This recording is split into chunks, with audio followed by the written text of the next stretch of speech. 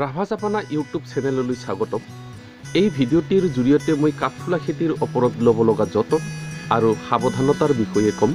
ইয়াৰ আগৰ ভিডিঅ'ত মই কাঠফুলা খেতি কেনেকৈ কৰিব লাগে তাৰ ওপৰত ভিডিঅ' বনাইছিলোঁ, কিন্তু কেৱল কাঠফুলা খেতি কৰিব জানিলেই নহ'ব, ইয়াত কিছুমান নিয়ম মানি চলিব লাগিব আৰু কাঠফুলা খেতিৰ ওপৰত অধিক যত্ন ল'ব লাগিব।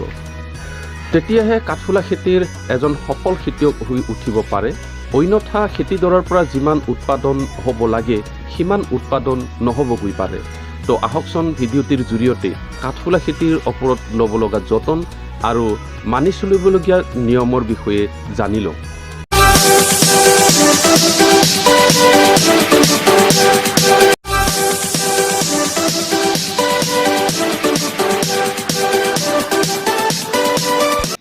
কাঠফুলা খেতিৰ কাৰণে খেৰেৰে তৈয়াৰী কেঁচা খৰ ব্যৱহাৰ কৰিব পাৰি, নাইবা পকী খৰ হোৱা হ'লেও ভাল হয়, কিয়নো এনেকুৱা খৰত তাপমাত্ৰা নিয়ন্ত্ৰিত হৈ থাকে।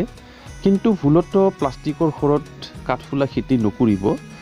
এনেকুৱা খৰত তাপমাত্ৰা বাঢ়ি গৈ খেতিবোৰ নষ্ট হৈ পৰিব।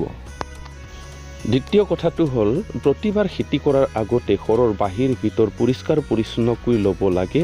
চূণ নাইবা ব্লিচিং পাউডাৰ ছটিয়াই ঘৰখন বীজাণুমুক্ত কৰিব লাগে। অন্য ঠাইত ব্যৱহাৰ কৰা চাৰু ঘৰখনত ব্যৱহাৰ নকৰিব, তাৰ কাৰণে আছুতীয়া চাৰুৰ ব্যৱস্থা কৰি লোৱা ভাল। চাবোনেৰে পৰিষ্কাৰকৈ গা ধুই উঠাৰ পিছতহে খেতিৰ কাম আৰম্ভ কৰিব লাগে। খেতি থকা অৱস্থাত মূৰত তেল সানি ক্ৰীম লগাই ঘৰৰ ভিতৰত সোমোৱা নিষেধ। সাৱধানতা অৱলম্বন নকৰাকৈ কাকো ঘৰৰ ভিতৰত সোমাব দিব নালাগে। প্ৰতিদিনে ৰাতিপুৱা এঘণ্টা সময় দৰ্জা খিৰিকী খোলা ৰখা বাঞ্ছনীয়। প্ৰতিবাৰ ঘৰৰ ভিতৰ সোমাওঁতে ভৰি হাত চাফ চিকুণকৈ ধুই ল'ব লাগে। পৰিষ্কাৰ কাপোৰ পৰিধান কৰিহে ঘৰ ভিতৰ সোমাব। পাৰিলে চেণ্ডেল এযোৰ আছুতীয়াকৈ ব্যৱস্থা কৰি লোৱা ভাল। মেন্স পিৰিয়ড চলি থকা মহিলাক ঘৰৰ ভিতৰ সোমাব দিয়া উচিত নহয়। এই সাৱধানতাসমূহ অৱলম্বন নকৰিলে, অৰ্থাৎ নিয়মসমূহ মানি নচলিলে বীজাণুৰ দ্বাৰা আক্ৰান্ত হৈ খেতিবোৰ নষ্ট হৈ যাব পাৰে। তো এইবাৰ বীজাণু বা অন্য ভেঁকুৰে আক্ৰমণ কৰা খেতিবোৰ চিনাক্ত কৰোৱা হওক। এই চিলিণ্ডাৰ বা পেকেটবোৰ বীজাণুৰ দ্বাৰা আক্ৰান্ত হৈ কাঠফুলাৰ ভেঁকুৰ মৰি গৈ ক'লা হৈ পৰিছে।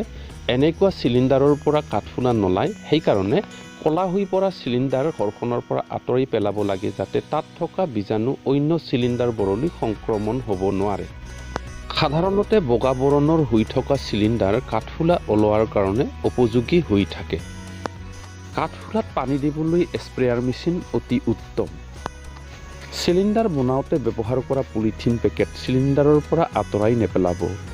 আঁতৰাই পেলালে বহুতো ভেঁকুৰ মৰি যায়, যাৰ ফলত উৎপাদন কমকৈ আহিব পাৰে।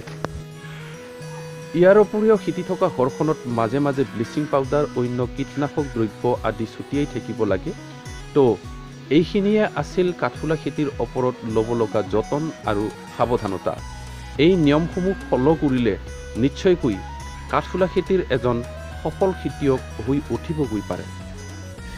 ভিডিঅ'টি চাই কেনে পালে কমেণ্ট কৰি জনাব, আৰু যদি আপুনি নতুন হয় প্লিজ মোৰ চেনেলটো ছাবস্ক্ৰাইব কৰক। পৰৱৰ্তী ভিডিঅ'সমূহৰ ন'টিফিকেশ্যন পাবলৈ ওপৰত থকা বেল আইকনটো টিপি দিয়ক। তো আজিলৈ সামৰিছোঁ। নেম ৰাচং।